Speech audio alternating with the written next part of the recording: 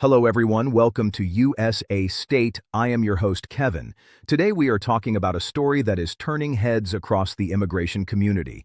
A person who lived in the United States for 28 years without legal status finally received their green card, and it happened in just 3 months once their case was properly filed. This is one of those stories that sounds almost impossible, but it is very real.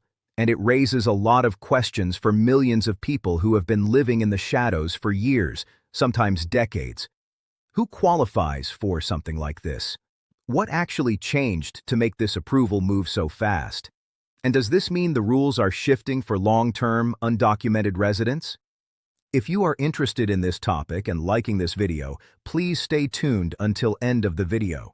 If you are liking this video, please hit the bell button, subscribe, and like it so that you may get updates straight to your smartphone.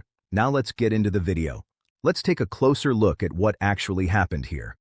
According to sources familiar with the case, the individual entered the United States nearly 3 decades ago and remained without a path to legal status for most of that time.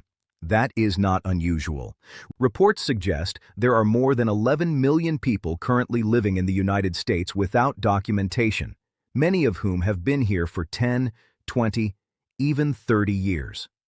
What makes this case different is not that the person suddenly became eligible overnight. It is that a specific legal pathway finally opened up for them, and once that pathway was triggered, United States Citizenship and Immigration Services, USCIS, was able to move through the case in a matter of months rather than years. Here's what you need to know. In most of these long-term cases, the fast approval does not come out of nowhere. It typically follows one of a few routes. The first is marriage to a United States citizen combined with an approved waiver, often called the I-601A provisional waiver, which allows someone who entered without inspection to ask for forgiveness for their unlawful presence before leaving the country for a consular interview. The second is a form of relief like cancellation of removal, which is available to certain long-term residents who can prove extreme hardship to a qualifying relative. A third path, though less common, involves special protections such as the U visa for crime victims, or VAWA, the Violence Against Women Act, which can apply to men or women who suffered abuse from a citizen or green card holder, spouse, or parent. In many of these 3-month success stories, the real work happened long before the 3-month clock started. Attorneys often spend years gathering evidence, filing preliminary petitions, and waiting for a visa number or a waiver decision. Once that groundwork clears, the final green card approval, using Form Y-485 for adjustment of status or the DS-260 for consular processing, can move surprisingly fast because the hardest part of the case has already been resolved. So, who is actually affected by a story like this? Immigration experts note that this speaks directly to a specific group of people, long-term undocumented residents who have a qualifying relationship to a United States citizen, whether through marriage or a citizen child over 21 years old. Individuals who may have an old asylum claim, a U visa petition, or a VAWA self-petition sitting in a years-long backlog. People currently in removal proceedings who might qualify for cancellation of removal, which requires 10 years of continuous presence, good moral character, and proof that a citizen or green card holder spouse, parent, or child would suffer exceptional hardship if they were removed.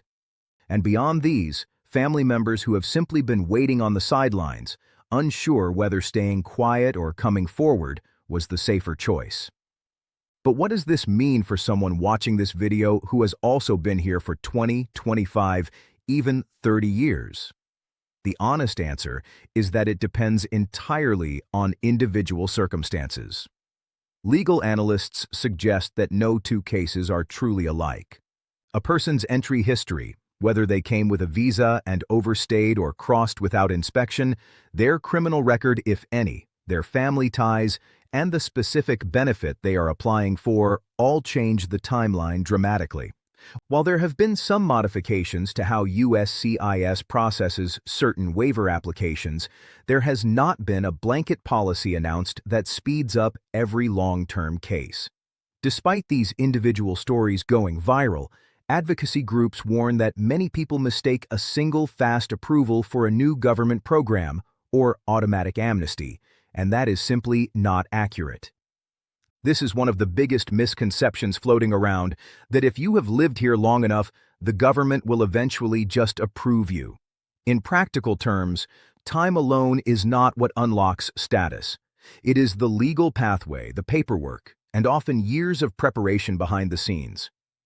Beyond eligibility, the broader implications here connect to a larger conversation happening in immigration policy circles.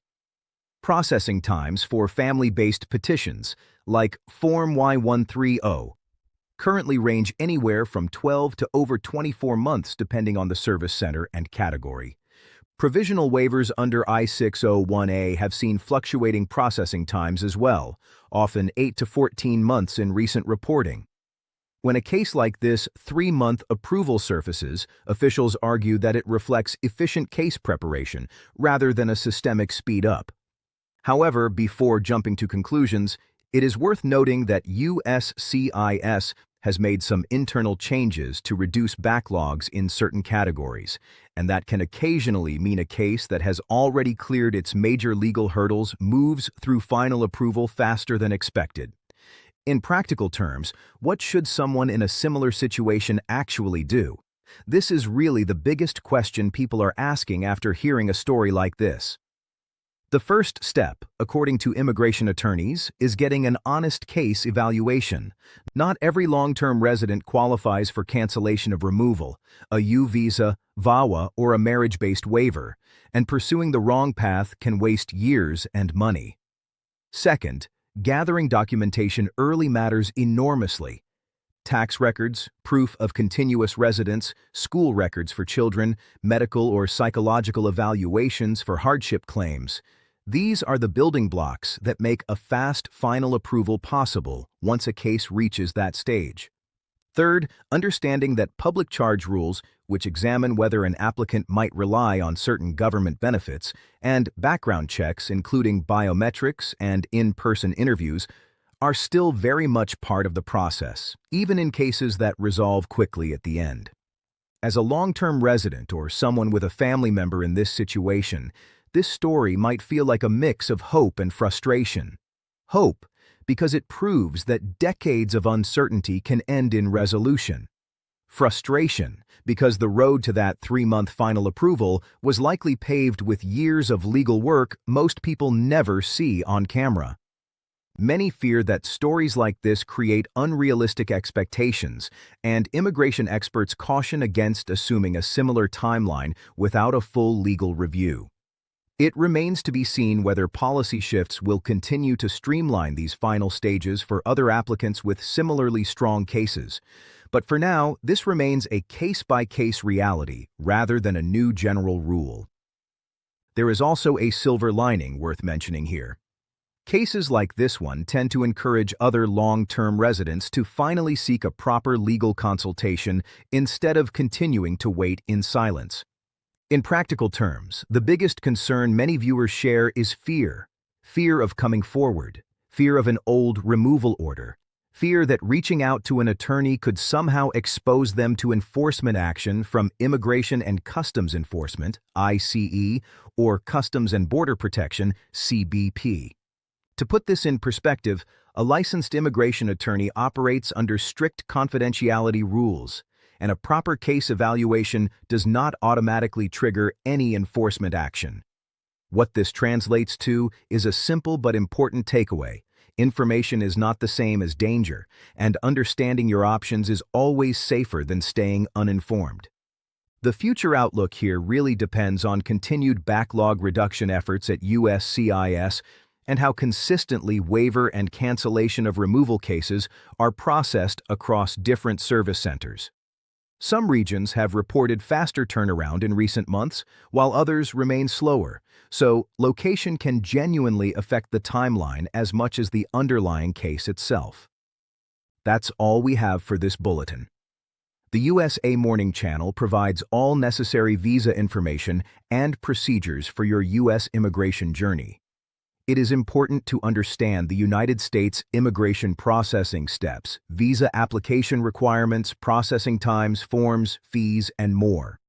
We will continue to provide all information about U.S. visitor visas such as B1 and B2, work visas such as L1A, L1B, and H1B, student visas, green cards, immigrant visas, EB1, EB2, EB3, EB4, and EB5, and family immigrant visas. Thank you for visiting us today, and we'll see you in the next video. If you haven't subscribed to our channel, please subscribe to the channel for more U.S. immigration update videos.